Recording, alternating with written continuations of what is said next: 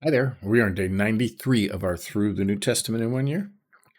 And we're finishing chapter 7 today in Luke. Remember yesterday he was talking about John the Baptist, right? And I kind of broke it off in the middle. So we'll continue. To what then shall I compare the people of this generation, and what are they like? They are like children sitting in the marketplace and calling to one another. We played the flute for you, and you did not dance. We sang a dirge for you, and you did not weep. For John the Baptist has come, eating no bread and drinking no wine, and you say he has a demon. The Son of Man has come, eating and drinking, and you say, look at him, a glutton and a drunkard, a friend of tax collectors and sinners. Yet wisdom is justified by all her children.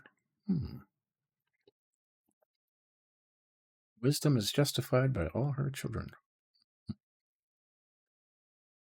Sinful woman forgiven. One of the Pharisees asked him to eat with him, and he went into the Pharisee's house and reclined at the table. And behold, a woman of the city, who was a sinner, when she learned that he was reclining at the table in the Pharisee's house, brought an alabaster flask of ointment, and standing behind him at his feet, weeping, she began to wet his feet with her tears and wiped them with her hair. Mary, right?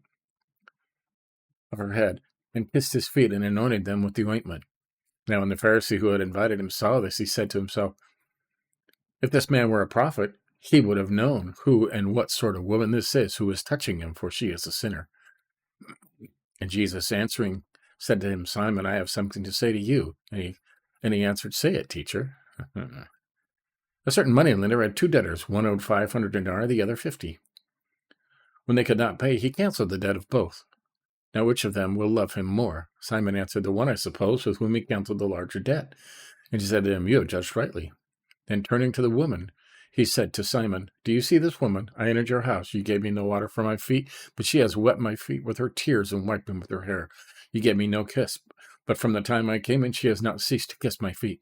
You did not anoint my head with oil, but she has anointed my feet with ointment. Therefore I tell you, her sins, which are many, are forgiven, for she loved much.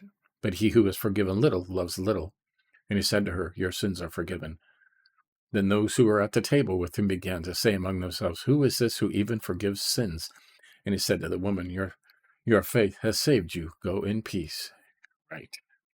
You got that? I think that was one of the Marys who probably followed him forever after that, right? So there you go. See, that's only a couple minutes. Just for kicks, let's go over to the Geneva Bible just to check for the notes. They always have the best footnotes in here. It's not wet.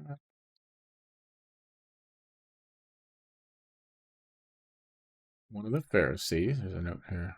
Proud men deprive themselves of the benefits of the presence of Christ, even then, when he is at home with them in their houses, which the humble and base do enjoy. Okay. Woman in the city, which was a sinner, stood at his feet weeping, wiped the hairs of her head, kissed his feet.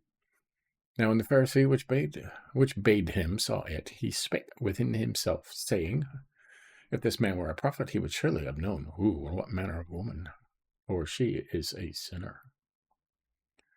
The Pharisee respecteth the law which holdeth them defiled that touch the defiled. Right.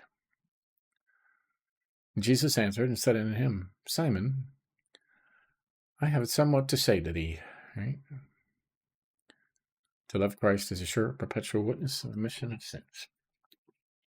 Right. To love Christ is a perpetual remission of sins. You get that? I like that. Simon answer. We're just looking for notes here.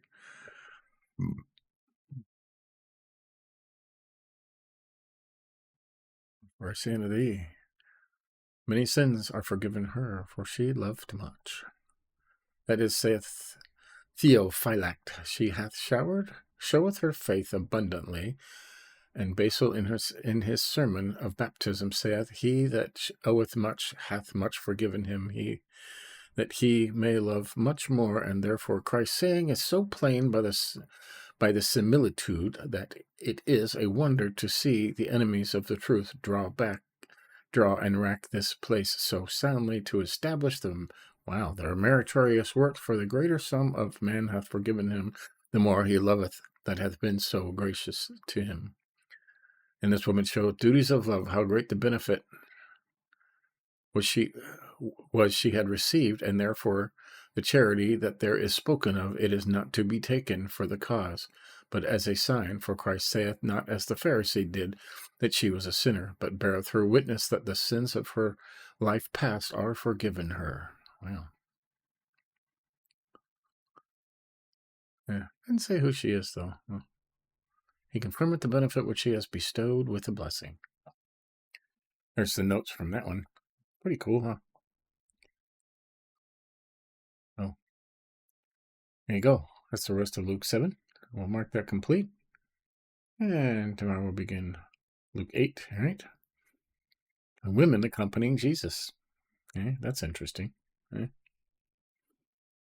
So we'll do that. There you go. See a nice short study. Okay, 5 minutes. So there you go. Catch up on an email. Miss, give us a like if you think about it. And tomorrow we'll continue. See you then.